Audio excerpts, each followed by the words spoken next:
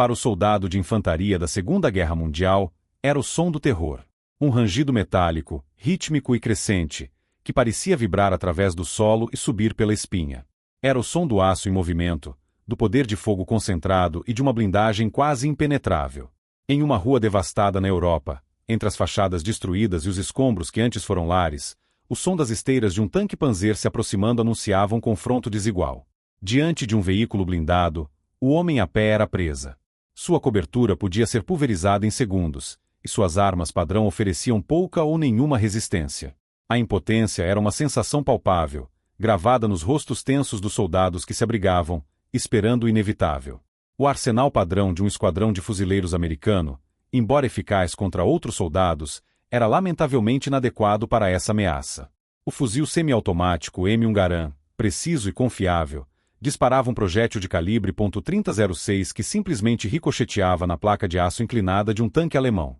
A metralhadora leve Browning, ou Bar, podia suprimir a infantaria de apoio do inimigo, mas suas balas não faziam mais do que arranhar a pintura da blindagem. Mesmo as granadas de mão eram uma solução desesperada.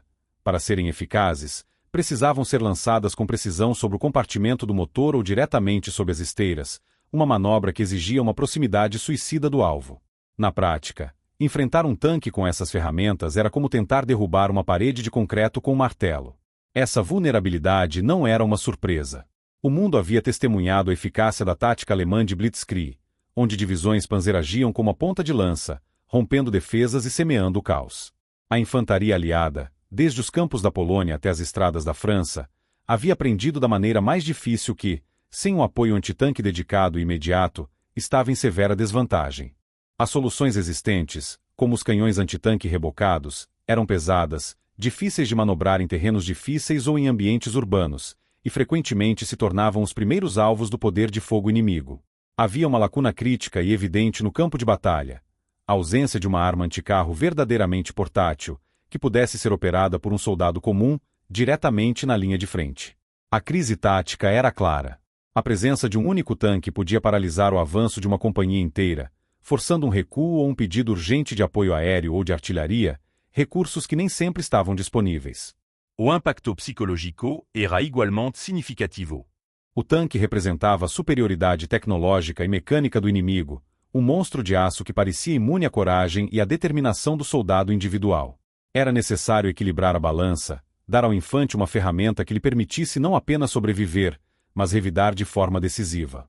Era preciso encontrar uma maneira de colocar o poder de um canhão no ombro de um homem. Mas em 1942, nos laboratórios e campos de prova dos Estados Unidos, uma resposta estava sendo finalizada. Uma resposta que mudaria fundamentalmente a dinâmica do combate terrestre. A América estava prestes a colocar nas mãos de seus soldados uma arma portátil, direta e aterradora a curta distância. A solução para a vulnerabilidade da infantaria surgiu na forma de um simples tubo de metal, com pouco mais de 1,30 m de comprimento e pesando cerca de 6 kg. Conhecido oficialmente como lança-foguetes M1, calibre 2,36 polegadas, a arma rapidamente ganhou um apelido que se tornaria imortal: Bazooka. O nome foi inspirado não em um estrategista militar ou em seu inventor, mas em um comediante popular da rádio, Bob Barnes, que tocava um instrumento musical improvisado feito de canos de metal, com uma aparência notavelmente similar ao novo lança-foguetes. O apelido pegou, e embora seu efeito no campo de batalha não tivesse nada de cômico, o nome permaneceu como um símbolo da praticidade americana. Esta era a arma que prometia dar à infantaria uma mordida anticarro real, diretamente do ombro do soldado. Estruturalmente, a arma era a personificação da simplicidade funcional, um requisito essencial para a produção em massa e para o uso por soldados com treinamento básico. Seu corpo principal era um tubo de aço liso, aberto em ambas as extremidades, que servia apenas como um trilho de lançamento para o foguete. Nos primeiros modelos M1, um pequeno apoio de ombro e uma empunhadura frontal, ambos de madeira, proporcionavam a estabilidade necessária para o disparo. O sistema de mira era igualmente rudimentar, consistindo em uma alça de mira traseira e um poste de mira frontal, que ofereciam pontos de referência para distâncias predeterminadas. Não havia óticas complexas ou mecanismos delicados. Tudo foi projetado para ser robusto e funcional sob as piores condições. A ignição do foguete era seu aspecto mais inovador para uma arma de ombro da época. Em vez de um percussor mecânico, a bazuca utilizava um sistema elétrico simples. A energia era fornecida por 2 baterias de célula seca, alojadas dentro do apoio de ombro. Ao apertar o gatilho, o operador fechava um circuito elétrico que enviava uma corrente através de um fio fino até a parte traseira do foguete, acendendo o propelente e lançando o projétil para fora do tubo. Este design eliminava a necessidade de um mecanismo de culatra pesado, mantendo a arma leve e simples de fabricar. A operação da bazuca era uma tarefa para uma equipe de 2 homens, o artilheiro e o municiador. O artilheiro era responsável por carregar a arma no ombro, mirar e disparar. O municiador tinha a função crucial de carregar os foguetes, inseri-los pela parte traseira do tubo, conectar os fios do sistema de ignição ao contato na cauda do foguete, finalmente, sinalizar ao artilheiro que a arma estava pronta para o disparo, geralmente com um toque no capacete. Essa interdependência tornava a equipe uma unidade coesa, mas também vulnerável, especialmente durante o processo de recarga, que levava preciosos segundos em meio ao combate. Cada equipe carregava consigo um suprimento limitado de foguetes, tornando cada disparo uma decisão tática importante. A simplicidade do design permitia que uma equipe bem treinada mantivesse uma cadência de tiro funcional, transformando qualquer posição defensiva em uma ameaça crível contra veículos blindados. O verdadeiro poder da bazuca não residia em seu tubo de lançamento, mas sim na munição que ele disparava. O foguete M6, e suas variantes posteriores, continham uma inovação tecnológica que redefinia as regras do combate anticarro. O segredo não estava na velocidade do projétil nem em sua massa, mas em um princípio de física aplicada conhecido como carga oca. Esta tecnologia permitia que um foguete relativamente lento, disparado do ombro de um soldado, alcançasse um poder de penetração comparável ao de um canhão muito maior e mais pesado. A genialidade da arma estava inteiramente contida em sua ogiva. Diferente de um projétil convencional, que depende de energia cinética, ou seja, massa e velocidade, para perfurar a blindagem através da força bruta, a carga oca opera com base na física focada. O conceito, conhecido como efeito Monroe, foi descoberto no final do século XIX, mas só foi militarmente aperfeiçoado durante a Segunda Guerra Mundial. Dentro da ogiva do foguete, o material explosivo não era um bloco sólido. Ele era precisamente moldado com uma cavidade em formato de cone em sua extremidade frontal. Essa cavidade era revestida por uma fina camada de metal, geralmente cobre. A eficácia da arma dependia inteiramente desta geometria interna. Quando o foguete atingia o alvo, o detonador, localizado na base da carga explosiva, era acionado. A onda de choque da explosão se propagava para frente, envolvendo o cone de metal. A pressão extrema e uniforme colapsava o revestimento de cobre sobre si mesmo, de sua base em direção ao ápice. Este processo de compressão violenta transformava o metal sólido em um jato superplastificado, um fluxo de partículas metálicas projetado para frente a velocidades hipersônicas, que podiam atingir até 8 km por segundo. Toda a energia química da explosão era convertida e focalizada em um único ponto. Este jato finíssimo de metal concentrava uma energia imensa em uma área minúscula na blindagem do tanque. A pressão gerada era tão intensa que não derretia o aço, como se acredita popularmente, mas o empurrava para os lados, abrindo um orifício de entrada com a força pura do impacto. Uma vez dentro do veículo, as consequências eram catastróficas. O jato de metal incandescente e os fragmentos da própria blindagem do tanque, arrancados pelo impacto no processo conhecido como spalling, ricocheteavam pelo compartimento da tripulação a altíssima velocidade, neutralizando os operadores e danificando sistemas internos. Essa tecnologia representou uma mudança de paradigma. Pela primeira vez, o poder de penetração de uma arma de infantaria estava dissociado da velocidade do projétil. Um foguete da bazuca viajava a apenas 80 metros por segundo, uma fração da velocidade de uma bala de fuzil, mas isso era irrelevante. Sua capacidade de perfurar aço não vinha do impacto inicial, mas da detonação da carga oca. A ogiva M6 a um padrão era capaz de penetrar cerca de 75 a 80 milímetros de blindagem de aço homogênea. Embora isso não fosse suficiente para perfurar a blindagem frontal mais espessa de tanques pesados como o Tiger, era mais do que adequado para os flancos, a traseira ou a parte superior da maioria dos veículos blindados alemães da época, incluindo o onipresente Panzer IV. O segredo, portanto, não estava no tubo, mas na física contida no foguete, uma solução engenhosa que colocou o poder de destruir aço nas mãos do soldado de infantaria. Uma arma engenhosa, por mais letal que seja sua tecnologia, permanece inútil se confinada a um laboratório ou a um campo de provas. Sua verdadeira eficácia no campo de batalha não é medida apenas pelo seu poder de perfuração, mas pela sua disponibilidade. Para que a artilharia de bolso se tornasse uma força decisiva, ela precisava estar em toda parte, em cada frente de combate, nas mãos de cada esquadrão que enfrentasse blindados inimigos. A resposta a este desafio logístico e industrial viria não de um general, mas da vasta capacidade produtiva dos Estados Unidos, um sistema que se tornaria conhecido como o arsenal da democracia. A bazuca não foi apenas um produto da inventividade, mas um testemunho do poder da produção em massa. A escala do esforço foi monumental. A indústria americana, uma vez focada em bens de consumo, reorientou-se para o esforço de guerra com uma velocidade e eficiência sem precedentes. Empresas que antes fabricavam peças de automóveis, eletrodomésticos ou equipamentos agrícolas adaptaram suas linhas de montagem para produzir os componentes do lança-foguetes. A simplicidade do design da bazuca foi um fator crucial para este sucesso. O tubo de aço, as empunhaduras de madeira e o simples circuito elétrico eram componentes que não exigiam técnicas de fabricação excessivamente complexas ou materiais raros. Isso permitiu que a produção fosse descentralizada e acelerada. O resultado foi uma torrente de armamentos. Ao final da guerra, mais de 476 mil lançadores de bazuca, em suas diversas variantes, haviam sido fabricados. Ainda mais impressionante foi a produção de sua munição. Mais de 15 milhões de foguetes de carga Oca saíram das fábricas americanas. Esta produção massiva foi sustentada por uma força de trabalho mobilizada em uma escala nunca antes vista.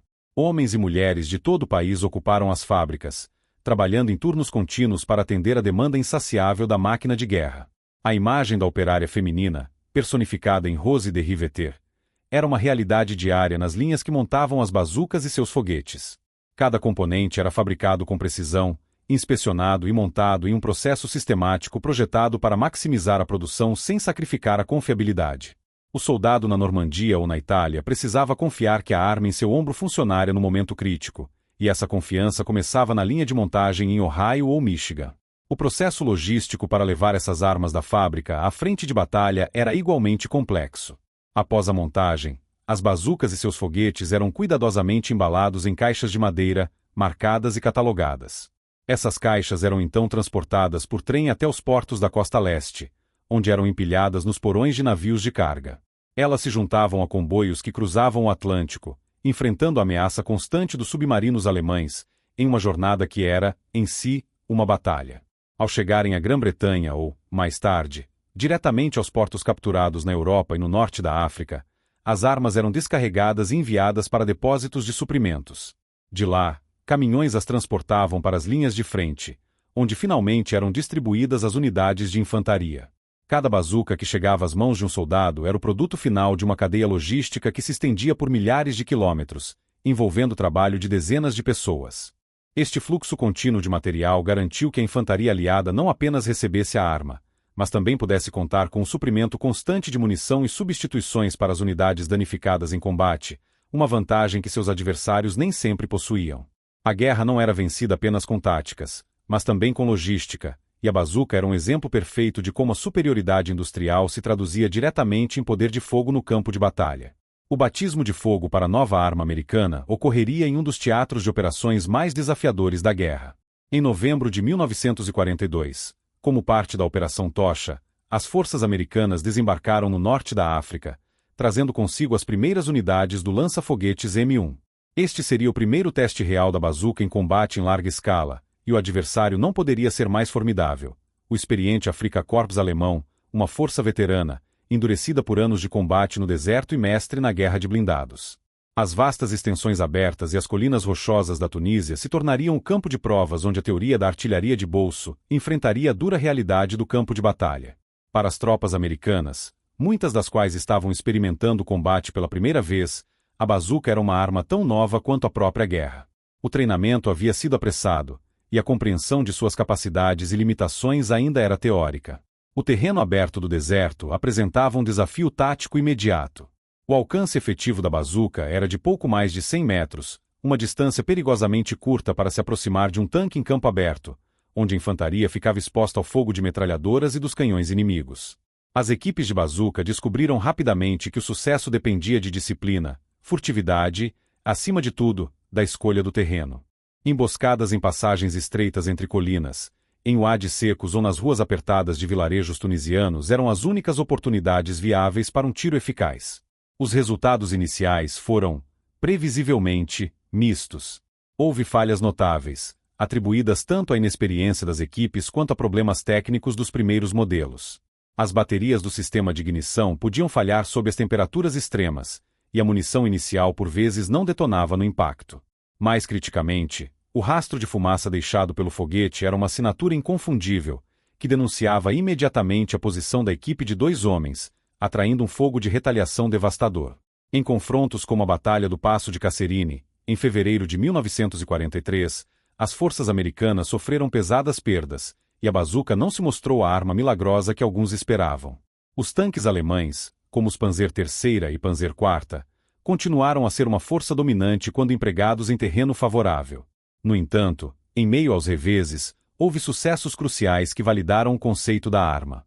Em diversas ações de pequena escala, equipes de bazuca bem posicionadas conseguiram emboscar e destruir veículos blindados alemães e italianos. Cada tanque imobilizado por uma equipe de infantaria era uma vitória tática e psicológica imensa. Provava que o soldado comum, com a ferramenta certa, podia de fato enfrentar e derrotar um monstro de aço. Para os comandantes de tanques do eixo, a presença da bazuca introduziu um novo elemento de incerteza. Qualquer ruína, vala ou afloramento rochoso podia agora esconder uma ameaça letal. A infantaria americana, embora ainda em processo de aprendizado, começava a revidar. A campanha no norte da África serviu como um laboratório de combate essencial. As lições aprendidas no calor da batalha foram rapidamente incorporadas em novas doutrinas de treinamento. Os soldados aprenderam a importância do posicionamento, a necessidade de mudar de local imediatamente após o disparo e a eficácia de trabalhar em equipes coordenadas para suprimir o alvo enquanto a equipe da bazuca se preparava. A experiência também levou a melhorias técnicas na arma e em sua munição. O deserto foi um professor implacável, mas necessário. Embora não tenha sido o palco onde a bazuca ganhou sua fama lendária, foi ali que ela provou seu valor e enviou uma mensagem clara ao inimigo. A era da impunidade dos tanques contra a infantaria estava chegando ao fim. Se a campanha no norte da África foi o campo de provas da bazuca, foi nos campos de batalha confinados da Europa que a arma transcendeu sua função e se tornou uma lenda. A transição do deserto para as paisagens da Itália e da França representou uma mudança fundamental no ambiente de combate. As longas linhas de visão e os espaços abertos foram substituídos por um labirinto de ruas de paralelepípedos, edifícios de pedra e densos bosques rurais. Neste novo cenário, as regras do confronto entre infantaria e blindados foram completamente reescritas, e a bazuca era a ferramenta que ditaria os novos termos. A doutrina alemã de blindados, que dependia da velocidade e do choque em terreno aberto, encontrou um obstáculo fundamental na geografia europeia. Durante a invasão da Sicília em 1943 e o lento e desgastante avanço pela Península Italiana, as forças aliadas lutaram em cidades e vilas antigas, cujas estruturas não haviam sido projetadas para a guerra moderna. Para um comandante de panzer, uma rua estreita em uma cidade italiana, que antes representava um corredor seguro para o avanço, transformou-se em um beco sem saída potencial. O longo alcance e a precisão de seu canhão de 75 mm eram inúteis quando o alvo podia estar a apenas 30 metros de distância, escondido atrás de uma janela ou em um porão em ruínas. Foi neste ambiente claustrofóbico que a bazuca revelou seu verdadeiro potencial. A curta distância de engajamento, antes uma desvantagem no deserto, tornou-se sua maior força. Uma equipe de 2 homens podia se esconder nos escombros de um prédio bombardeado, esperar pacientemente que um tanque passasse, e então, disparar um foguete contra sua blindagem lateral ou traseira, que era significativamente mais fina que a frontal. O elemento surpresa era total. Tanques alemães, acostumados a dominar becos e praças com impunidade, de repente encontraram esquinas letais. O caçador havia se tornado a caça. Esta nova realidade se intensificou dramaticamente durante a campanha na Normandia, a partir de junho de 1944. A região do Bocage, com suas sebes densas e antigas, estradas afundadas e pequenos campos, criava um labirinto rural que canalizava os veículos blindados para rotas previsíveis. Para as equipes de bazuca americanas, cada sebe era uma muralha, e cada abertura, uma zona de morte. A tática era simples e brutalmente eficaz. Deixar a vanguarda do tanque passar e atingi-lo no flanco ou na traseira, onde um único foguete de carga oca poderia imobilizar o veículo ou causar uma catástrofe interna. A consequência tática foi imediata e profunda. Os ataques blindados alemães, antes caracterizados pela audácia, tornaram-se mais cautelosos e metódicos. A presença, ou mesmo a mera possibilidade, de equipes de bazuca inimigas forçou os alemães a mudar sua doutrina.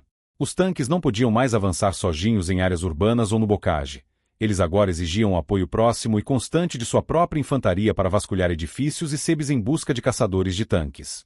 Este processo retardava o avanço, consumia recursos e tirava dos alemães a iniciativa e o ímpeto que eram centrais para sua estratégia de guerra.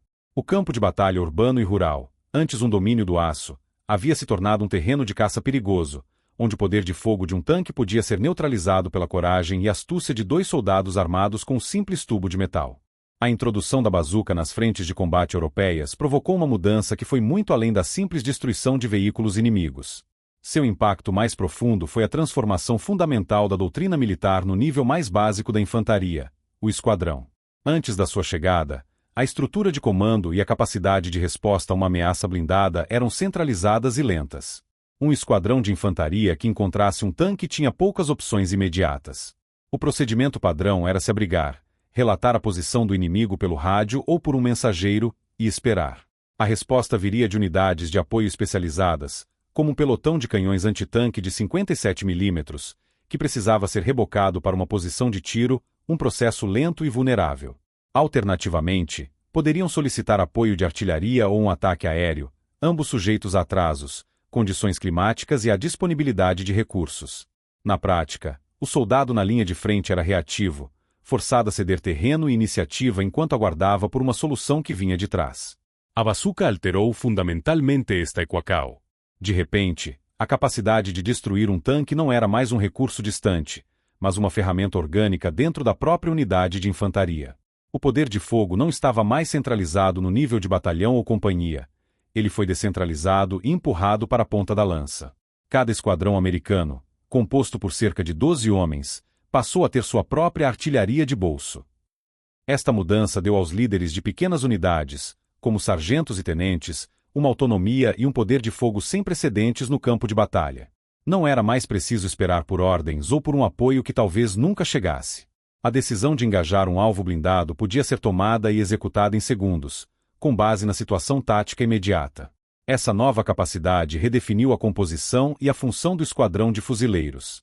A equipe de bazuca, formada pelo atirador e seu municiador, tornou-se um componente padrão e vital. Eles não eram apenas especialistas em tanques, eram parte integrante da manobra do esquadrão. Enquanto os fuzileiros com seus rifles M1 Garand e metralhadoras Bar forneciam fogo de supressão contra a infantaria inimiga, a equipe da bazuca se posicionava para o tiro fatal contra qualquer veículo blindado que apoiasse o ataque. Esta integração permitiu táticas muito mais dinâmicas e agressivas. Um esquadrão podia agora fixar a infantaria de apoio de um tanque com fogo de supressão, enquanto a equipe da bazuca manobrava para um flanco, criando um dilema tático para o inimigo. O impacto psicológico desta transformação foi imenso, tanto para as tropas americanas quanto para as alemãs. Para o soldado americano, a presença da bazuca em seu esquadrão eliminou a sensação de impotência diante do aço. Ele agora possuía uma ferramenta que lhe dava uma chance real de lutar e vencer. Para os comandantes de tanques alemães, o campo de batalha tornou-se exponencialmente mais perigoso. Antes, eles precisavam se preocupar apenas com posições antitanque conhecidas e claramente identificáveis. Agora, qualquer janela, monte de escombros ou sebe podia esconder uma equipe de bazuca. Cada posição de infantaria se tornou uma ameaça antitanque em potencial. Essa onipresença da ameaça forçou uma mudança radical na maneira como os alemães empregavam seus blindados, tornando-os mais hesitantes e menos propensos a avanços ousados sem um apoio maciço de infantaria. A bazuca não apenas armou o soldado, ela redefiniu o espaço de combate, transformando cada metro de terreno conquistado em um campo minado de ameaças portáteis e letais. Para as equipes que operavam a bazuca, a emboscada era uma experiência definida por uma sequência de eventos sensoriais precisos e inconfundíveis. Mais do que o estrondo da artilharia ou o matraquear das metralhadoras, o uso da arma tinha uma trilha sonora e visual própria, um conjunto de sinais que significavam sucesso ou fracasso, vida ou morte. Tudo começava no silêncio tenso que precedia o disparo. Ajoelhada em uma vala, escondida nos escombros de um segundo andar ou agachada atrás de uma sebe na Normandia, a equipe de 2 homens esperava, imóvel. O som dominante era o do alvo se aproximando, o rangido metálico das esteiras, o ronco grave do motor diesel e o barulho de destroços sendo esmagados sob toneladas de aço. O momento do disparo era uma decisão calculada, baseada na distância, no ângulo e na vulnerabilidade do alvo. Quando o alvo atingia o ponto ideal, a sequência era iniciada. O som não era uma explosão, mas um evento distinto e multifacetado. Primeiro, O clique mecânico do gatilho, seguido por um assovio curto, agudo e violento. Era o som do propelente sólido do foguete entrando em ignição e expelindo uma torrente de gás pela traseira do tubo. Para o atirador, era uma sensação de pressão e calor repentinos, mas sem o coice violento de uma arma de fogo convencional. Imediatamente após este som inicial, um rastro de fumaça branco-acinzentada se projetava do tubo, criando uma linha visível e direta entre a posição de tiro e o alvo. Este rastro era a assinatura da arma, um indicador momentâneo, mas inequívoco, de sua localização. Durante o segundo ou dois que o foguete levava para cruzar a distância até o alvo, este rastro de fumaça pairava no ar, um dedo acusador que expunha a equipe ao fogo de retaliação. O clímax da sequência era o som do impacto. Diferente da detonação expansiva de uma granada de artilharia, o impacto de uma ogiva de carga oca era notavelmente contido e específico. Era um som oco e metálico, um tump surdo no momento em que a ogiva se esmagava contra a blindagem, seguido imediatamente por um clangor agudo. Este era o som da física em ação, a detonação da carga explosiva e a formação do jato de metal superplastificado perfurando o aço. Para as tripulações de tanques que sobreviveram ao impacto não penetrante, o som foi descrito como de um martelo de ferro gigante batendo com toda a força no casco. Se o tiro fosse bem sucedido, o som do impacto era seguido por uma mudança abrupta na paisagem sonora do campo de batalha. O ronco constante do motor do tanque inimigo podia engasgar e parar. O barulho rítmico de suas esteiras cessava abruptamente. Este silêncio repentino era, muitas vezes, o sinal mais claro de vitória. Visualmente, o sucesso era confirmado por um pequeno clarão no ponto de impacto, seguido por uma nuvem de fumaça escura. Em alguns casos, chamas podiam sair de uma escotilha ou, em um acerto catastrófico, uma explosão secundária podia ocorrer se a munição interna do tanque fosse atingida. Mas, na maioria das vezes, o resultado era mais sutil. A torre do tanque, que antes girava em busca de alvos, simplesmente parava de se mover.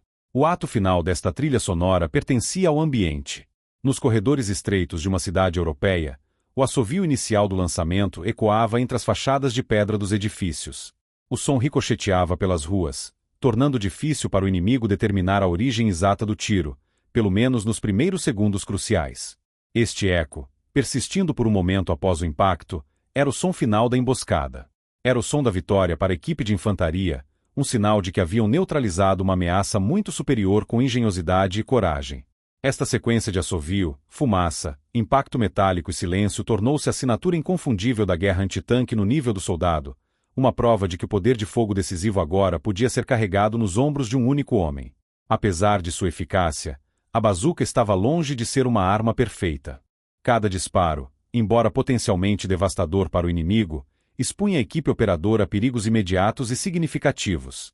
A arma possuía fraquezas inerentes que transformavam cada tiro em um risco calculado, e a sobrevivência dependia tanto da coragem quanto da astúcia tática. A mais evidente dessas desvantagens era o clarão e o proeminente rastro de fumaça deixado pelo foguete. Essa assinatura visual, que se estendia do lançador ao alvo, era um indicador inequívoco e instantâneo da posição da equipe. Para o inimigo, especialmente para a infantaria de apoio que acompanhava os tanques, aquele rastro de fumaça era um convite para um fogo de retaliação concentrado e imediato. Uma equipe de bazuca que permanecesse no mesmo local após o disparo estava, na prática, assinando sua própria sentença de morte. O segundo perigo, igualmente letal, era o sopro traseiro, ou backblast.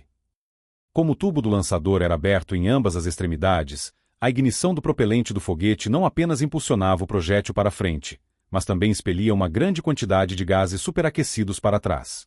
Esta explosão traseira era poderosa o suficiente para causar ferimentos graves ou até mesmo matar qualquer pessoa que estivesse diretamente atrás da arma. Em espaços confinados, o perigo era multiplicado. Disparar de dentro de uma sala pequena ou muito perto de uma parede sólida podia fazer com que a onda de choque e os gases ricocheteassem, atingindo a própria equipe. Além disso, o sopro levantava nuvens de poeira e detritos do chão, criando outra assinatura visual que denunciava a posição de tiro. Diante dessas vulnerabilidades, os manuais de treinamento oficiais forneciam apenas as diretrizes básicas. A verdadeira maestria no uso da bazuca foi desenvolvida no campo de batalha, através de um processo brutal de tentativa e erro. Soldados experientes, que haviam sobrevivido a múltiplos confrontos, começaram a desenvolver suas próprias táticas, um conjunto de procedimentos não escritos que eram passados de veterano para recruta. Este manual não escrito era um compêndio de lições de sobrevivência, forjadas no fogo do combate. A regra fundamental era simples e absoluta: atirar e mover-se. Imediatamente após o disparo, a equipe precisava abandonar sua posição e correr para um local de cobertura previamente identificado.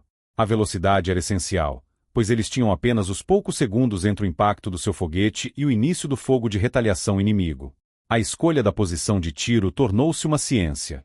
As instruções improvisadas ensinavam os soldados a usar o ambiente a seu favor para minimizar a assinatura do disparo e os efeitos do sopro traseiro. Disparar de porões, por exemplo, oferecia excelente proteção, mas exigia cuidado. A equipe aprendia a se posicionar bem para dentro do cômodo, longe da janela, permitindo que o sopro traseiro se dissipasse no espaço atrás deles, em vez de ricochetear na parede oposta. Janelas de andares superiores eram posições preferidas, pois ofereciam um ângulo de ataque vantajoso contra a blindagem superior mais fina dos tanques e dificultavam para o canhão principal do veículo deprimir o suficiente para revidar rapidamente. Valas e trincheiras também eram locais ideais, pois o terreno absorvia parte do sopro e fornecia cobertura imediata após o tiro. Estas táticas não eram meras sugestões. Eram procedimentos operacionais padrão desenvolvidos organicamente pelos homens que dependiam da arma para suas vidas. A sobrevivência de uma equipe de bazuca não dependia apenas de sua pontaria, mas de sua disciplina em seguir as regras deste manual não escrito, onde cada página havia sido paga com a experiência dura e, muitas vezes, fatal do combate. A evolução tática para maximizar a eficácia da bazuca e, ao mesmo tempo, proteger suas vulneráveis equipes, não veio de uma modificação na arma em si, mas da mais antiga das virtudes militares, o trabalho de equipe. As equipes mais eficazes não operavam isoladamente como caçadores solitários. Elas eram a ponta de lança de um esquadrão de infantaria bem coordenado. E a ferramenta que unia suas ações, transformando uma emboscada arriscada em um ataque calculado, era a fumaça. A coordenação com granadas de fumaça tornou-se um procedimento operacional padrão, multiplicando drasticamente as chances de acerto e, mais importante, de sobrevivência. O procedimento era metódico e dependia de uma sincronia perfeita entre os diferentes elementos do esquadrão. Ao identificar um alvo blindado, o líder do esquadrão não ordenava simplesmente que a equipe da bazuca abrisse fogo. Em vez disso, ele orquestrava uma pequena batalha localizada. Primeiro, os fuzileiros e o atirador da metralhadora leve Browning abriam fogo de supressão. O objetivo não era danificar o tanque, mas sim forçar sua tripulação a fechar as escotilhas, reduzindo seu campo de visão e, crucialmente, neutralizar a infantaria de apoio alemã que escoltava o veículo. Um tanque sem o apoio de sua infantaria era um alvo muito mais vulnerável. Com o inimigo fixado pela supressão, vinha o elemento crucial, a fumaça. Utilizando granadas de mão padrão, como a M18, os soldados criavam uma cortina visual. A tática não era lançar a fumaça na posição da equipe da bazuca, o que apenas sinalizaria sua localização. Em vez disso, as granadas eram lançadas para criar uma barreira entre o tanque e a posição de tiro planejada, ou, em uma manobra mais ousada, o mais perto possível do próprio veículo inimigo. Uma cortina branca e densa de fumaça de hexacloroetano ou fósforo branco subia, envolvendo o campo de batalha. Para a tripulação do tanque, o mundo exterior desaparecia subitamente em uma névoa impenetrável. Sua visão era obscurecida, suas óticas tornavam-se inúteis e a confusão se instalava. Este era o momento de agir. Sob a cobertura da fumaça e do fogo de supressão contínuo de seus companheiros, a equipe da bazuca tinha uma janela de oportunidade de talvez 1 ou 2 minutos para se mover de uma posição segura para o local de disparo ideal. Eles podiam atravessar uma rua aberta ou rastejar para uma posição de flanco sem serem vistos. A fumica servia a multiplos propositos táticos. Primeiro, mascarava completamente o movimento da equipe até o ponto de disparo. Segundo, ajudava a obscurecer o clarão e o rastro de fumaça do próprio foguete, tornando mais difícil para o inimigo identificar a origem exata do tiro. E, terceiro, fornecia uma cobertura vital para a retirada imediata da equipe após o disparo, o momento em que eles eram mais vulneráveis ao fogo de retaliação. Esta integração tática elevou o uso da bazuca de uma arma de emboscada para uma ferramenta de assalto. O esquadrão não estava mais apenas se defendendo de tanques, estava caçando-os ativamente. A fumaça transformava o campo de batalha em um jogo mortal de esconde-esconde, mas com as regras inclinadas a favor da infantaria.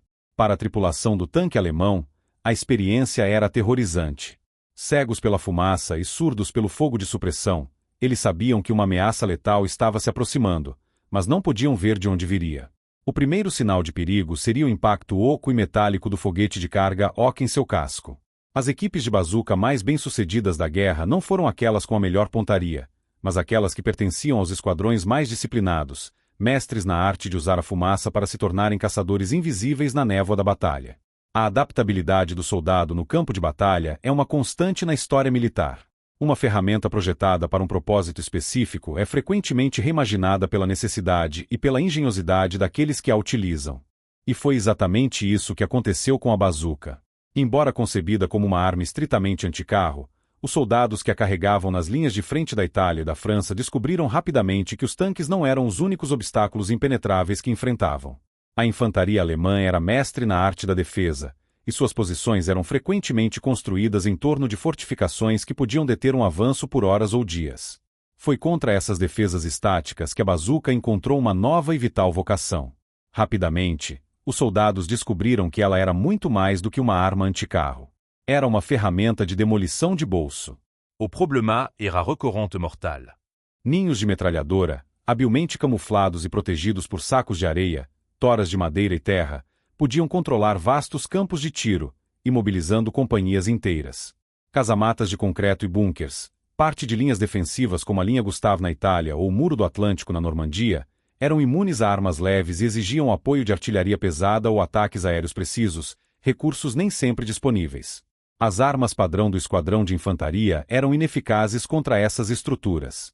Balas de fuzil ricocheteavam no concreto, e as granadas de mão precisavam ser lançadas a uma distância perigosamente curta para terem alguma chance de atingir uma abertura. A infantaria precisava de uma maneira de projetar poder explosivo com precisão, diretamente em um ponto fraco, e a resposta já estava em seus ombros. O princípio físico da carga oca, que permitia ao foguete da bazuca perfurar a blindagem de aço de um tanque, operava com a mesma eficácia contra outros materiais duros. O jato de metal superaquecido não diferenciava aço de concreto armado. Os soldados começaram a mirar nas posições fortificadas do inimigo. Contra um ninho de metralhadora, um único foguete bem colocado poderia colapsar a estrutura, neutralizando a arma e sua equipe. Contra bunkers de concreto, o efeito era ainda mais notável. Embora um foguete de 2,36 polegadas não pudesse demolir a estrutura inteira, ele podia fazer algo igualmente letal: perfurar a parede. O jato de metal penetrava o concreto e, ao emergir no interior, projetava uma chuva de fragmentos incandescentes do próprio concreto e do metal do foguete, um efeito conhecido como spalling. O resultado era devastador para qualquer um que estivesse dentro do espaço confinado do bunker, mesmo que a estrutura externa permanecesse intacta. Mirar diretamente nas aberturas de tiro, as seteiras, era uma tática ainda mais eficaz, enviando a explosão diretamente para o interior. Em nenhum lugar essa versatilidade foi mais crucial do que durante os combates no bocage da Normandia. A paisagem era definida por sebes antigas e densas, que na verdade eram muralhas de terra e raízes com vários metros de espessura.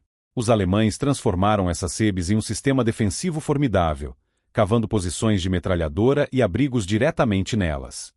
Para a infantaria americana, cada campo era uma armadilha mortal, cercada por fortificações invisíveis. Foi aqui que a bazuca se tornou uma ferramenta de assalto indispensável. As equipes de bazuca não miravam apenas nas posições inimigas, elas miravam nas próprias sebes. Um foguete podia abrir um buraco através da muralha de terra, criando uma passagem instantânea para o esquadrão avançar ou flanquear uma posição inimiga. A artilharia de bolso havia se tornado também uma ferramenta de engenharia de combate, permitindo que a infantaria criasse suas próprias portas onde antes só havia paredes. Ninhos de metralhadora em bunkers, casamatas de concreto e posições fortificadas no bocage da Normandia, todos se tornaram alvos vulneráveis para a carga oca, provando que a maior força de uma arma muitas vezes reside na imaginação dos homens que a empunham. O efeito da proliferação da bazuca nas frentes de combate foi profundo e estendeu-se muito além da contagem de tanques destruídos. A sua verdadeira importância estratégica não residia apenas na sua capacidade de perfurar aço, mas na forma como alterou fundamentalmente o cálculo tático de ambos os lados do conflito. A infantaria americana, que durante os primeiros anos da guerra era uma força essencialmente reativa às ameaças blindadas, ganhou um enorme e tangível poder dissuasório. A presença da arma, por si só, redefiniu o campo de batalha. O soldado de infantaria já não era preso em defesa. Ele havia se tornado um caçador em potencial, e esta mudança de paradigma teve consequências em cascata sobre a doutrina e a moral das forças alemãs. Para os comandantes de tanques alemães, a guerra havia se tornado exponencialmente mais complexa e perigosa. Veteranos das campanhas da Polônia, França e das fases iniciais da Frente Oriental, eles estavam acostumados a operar com uma ousadia que beirava a arrogância, confiando na superioridade de seus veículos e na sua capacidade de gerar choque e pavor. Atacavam com ímpeto, sabendo que a infantaria inimiga tinha poucas respostas eficazes. A bazuca mudou essa realidade de forma irrevogável. A ameaça antitanque já não estava confinada a posições fixas e identificáveis, como canhões rebocados ou outros tanques. Agora, a ameaça era difusa, móvel e potencialmente escondida atrás de cada janela, em cada monte de escombros ou em cada sebe. Ousadia foi substituída por hesitação. Esta mudança de mentalidade traduziu-se diretamente em uma perda de impetuosidade nos ataques blindados alemães, especialmente em zonas urbanas e em terrenos confinados como o Bocage da Normandia. As colunas de panzers, que antes avançavam rapidamente por vilas e cidades para garantir objetivos-chave, foram forçadas a adotar uma nova e frustrante cautela. Cada rua, cada cruzamento, cada praça tinha de ser abordada como uma potencial zona de morte. O avanço tornou-se lento e metódico.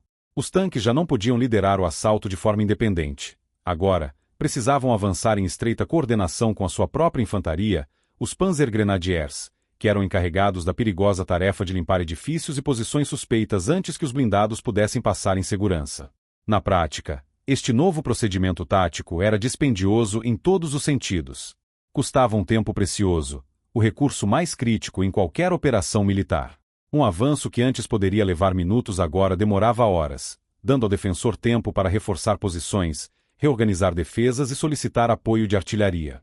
Esta lentidão forçada minava o princípio fundamental da Blitzkrieg, a velocidade e a exploração de rupturas na linha inimiga. A iniciativa, que pertencia por direito ao atacante, começou a erodir-se. Os comandantes alemães, confrontados com a ameaça onipresente da bazuca, tornaram-se mais avessos ao risco, preferindo contornar áreas urbanas fortificadas em vez de as atacar diretamente, cedendo terreno e controle estratégico. O mapa tático, na mente dos planejadores alemães, foi redesenhado com novas linhas invisíveis, marcando corredores de emboscada e áreas de alto risco que deveriam ser evitadas a todo custo. A bazuca não apenas destruiu tanques, ela impôs uma nova geografia de medo no campo de batalha, uma geografia que ditava o ritmo e a direção da guerra. A eficácia da bazuca não passou despercebida pelo seu principal alvo. No lado alemão, cada tanque destruído e cada avanço retardado era um relatório enviado para o alto comando, sinalizando uma mudança perigosa na dinâmica do campo de batalha. A liderança militar alemã, conhecida por sua capacidade de análise técnica e rápida adaptação, reconheceu que a infantaria americana agora possuía uma ferramenta que eles próprios não tinham em quantidade suficiente. A resposta a esta nova ameaça não seria apenas defensiva, com novas táticas para os tanques, mas também proativa. Os alemães, após capturarem os primeiros exemplares da arma americana durante a campanha no norte da África em 1943, iniciaram um processo imediato de engenharia reversa. Os engenheiros alemães desmontaram lança-foguetes M1 e sua munição M6, estudando cada componente. Eles ficaram impressionados com a simplicidade do design e, acima de tudo, com a aplicação eficaz do princípio da carga oca, uma tecnologia que eles também estavam desenvolvendo, mas que ainda não haviam implementado em uma arma de ombro tão portátil e amplamente distribuída. A análise revelou tanto os pontos fortes da bazuca quanto suas fraquezas, como o calibre relativamente pequeno de seu projétil. Decidiu-se então não apenas copiar o conceito, mas aperfeiçoá-lo e ampliá-lo. O resultado foi uma nova família de armas antitanque de infantaria que se tornaria tão icônica quanto sua contraparte americana. A primeira resposta direta foi o Raketen-Panzerbusch, mais conhecido por seu apelido temível, Panzerschreck, ou terror dos tanques. Essencialmente uma versão alemã maior e mais potente da bazuca, o Panzerschreck aumentou o calibre do foguete de 60 mm para 88 mm, o mesmo calibre do famoso canhão do tanque Tiger. Este aumento significativo no diâmetro da carga oca resultou em um poder de penetração muito superior, capaz de perfurar a blindagem frontal da maioria dos tanques aliados, incluindo o M4 Sherman. No entanto, essa potência extra veio com um custo. O Panzerschreck era mais pesado e desajeitado que a bazuca, e seu foguete aprimorado produzia um sopro traseiro e uma assinatura de fumaça ainda mais pronunciados.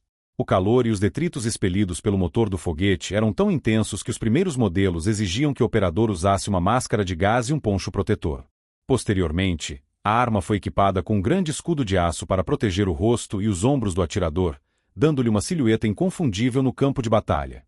Paralelamente ao Panzerschreck, os alemães desenvolveram uma solução ainda mais radical, projetada para a simplicidade absoluta e a produção em massa, o Panzerfaust, ou punho de tanque.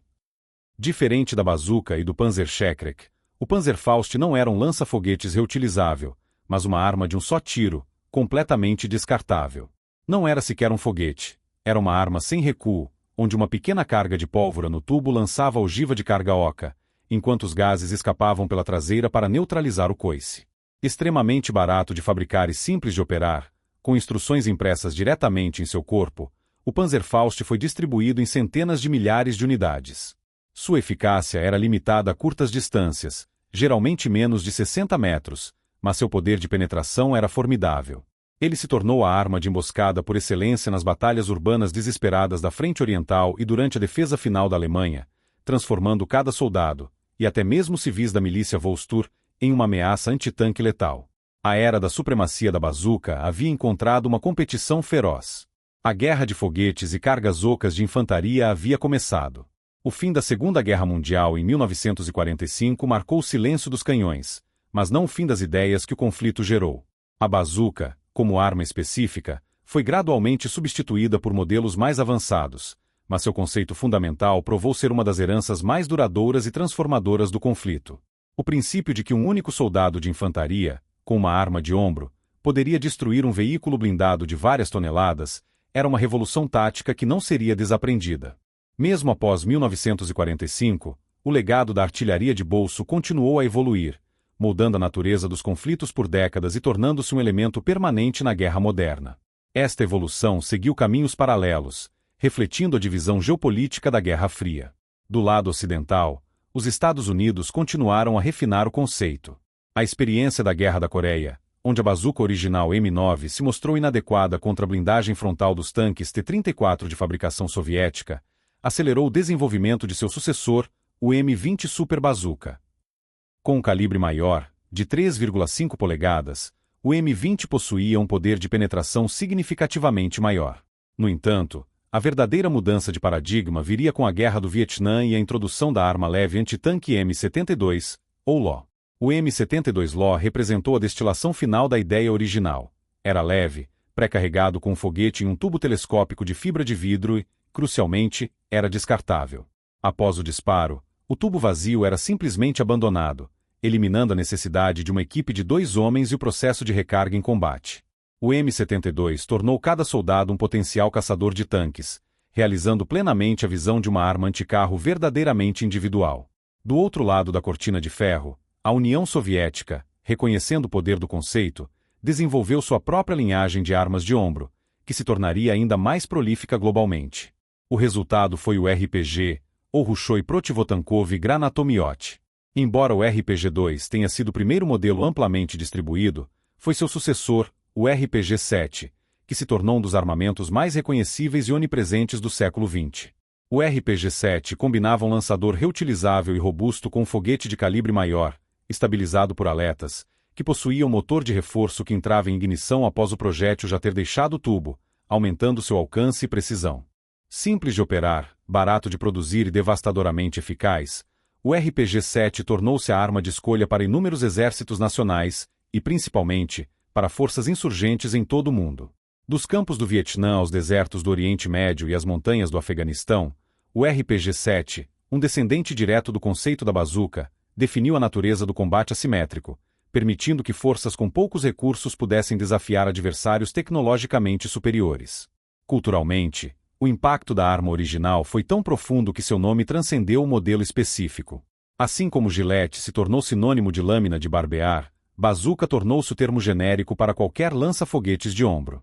A designação M1 ou M9 caiu no esquecimento popular, mas o apelido, inspirado em um instrumento musical cômico, permaneceu gravado na consciência coletiva. Noticiários e relatos populares de conflitos posteriores frequentemente descreviam o uso de bazucas, mesmo quando as armas em questão eram RPGs soviéticos ou LAWS americanos. O nome tornou-se um ícone cultural da guerra moderna, um símbolo instantaneamente reconhecível do poder de fogo portátil. A história da bazuca, portanto, não terminou em 1945. Ela apenas começou um novo capítulo, evoluindo de uma única arma para um conceito militar universal que continua a capacitar o soldado individual no campo de batalha até hoje. No final, a história da bazuca é a história de uma ideia. Uma ideia que respondia a uma das questões táticas mais urgentes da Segunda Guerra Mundial: como um soldado de infantaria, sozinho, poderia enfrentar e derrotar um tanque de guerra. A solução que emergiu não foi uma arma de complexidade tecnológica avassaladora, mas sim a personificação de um princípio pragmático que definiu o esforço de guerra americano. A bazuca era, em sua essência, simples, barata de produzir em massa e devastadoramente eficiente nas mãos certas. Cada um desses atributos foi fundamental para o seu sucesso e para o seu legado duradouro. A simplicidade era sua maior virtude de design. Em um conflito onde a tecnologia se tornava cada vez mais complexa, a bazuca era uma anomalia funcional. Consistia em um tubo de metal liso, um sistema de mira rudimentar, um apoio de ombro e um circuito elétrico básico alimentado por baterias comuns. Não havia mecanismos de recuo complexos, culatras pesadas ou óticas delicadas que pudessem falhar no calor do combate. Essa simplicidade intencional significava que um recruta com treinamento mínimo poderia aprender a operá-la de forma eficaz em um curto período. Significava também que a manutenção no campo de batalha era direta, um fator crucial quando as linhas de suprimento estavam esticadas e os recursos eram escassos. A arma foi projetada não para a perfeição, mas para a funcionalidade sob as piores condições imagináveis. Essa simplicidade foi o que permitiu o segundo pilar de seu sucesso: a produção em massa a um custo acessível. A bazuca era um produto do arsenal da democracia, um sistema industrial que valorizava a quantidade e a velocidade. Como seus componentes não exigiam materiais raros ou processos de fabricação excessivamente especializados, a produção pôde ser distribuída por inúmeras fábricas em todo o país. O resultado foi uma torrente de quase 500 mil de lançadores e mais de 15 milhões de foguetes, um volume que garantiu sua onipresença em todas as frentes de batalha. Do ponto de vista econômico, a arma representava uma guerra assimétrica perfeita. O custo de um único foguete era uma fração insignificante do custo do tanque que ele poderia destruir. Esta eficiência de custo permitiu que os aliados equipassem sua infantaria em uma escala que seus adversários não conseguiam igualar, transformando cada esquadrão em uma unidade antitanque autossuficiente. Finalmente, havia sua eficiência brutal. A bazuca não dependia da força bruta, mas da aplicação inteligente da física através da carga oca. Esta tecnologia permitiu que um projétil leve e de baixa velocidade alcançasse um poder de penetração que antes era exclusivo de canhões de artilharia pesados. No campo de batalha, essa eficiência se traduziu em uma revolução tática. Ela mudou a dinâmica do combate urbano, transformando ruas e edifícios em armadilhas mortais para os blindados. Ela descentralizou o poder de fogo antitanque, dando aos líderes de pequenas unidades uma autonomia sem precedentes.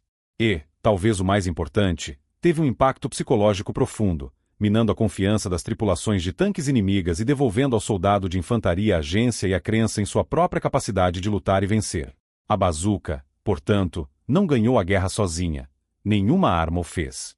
Mas ela personificou a inventividade americana a serviço do soldado comum. Não era uma arma de desfile, nem uma maravilha da engenharia de precisão. Era uma ferramenta, projetada para um trabalho específico, construída para ser abundante e feita para funcionar. Sua história é a prova de que, na vastidão industrial e tecnológica de uma guerra mundial, a solução mais eficaz pode ser a mais direta. Ela provou que, às vezes, para derrotar um gigante de aço que simboliza o poder impessoal da máquina de guerra, tudo o que você precisa é da ferramenta certa, no ombro do homem certo.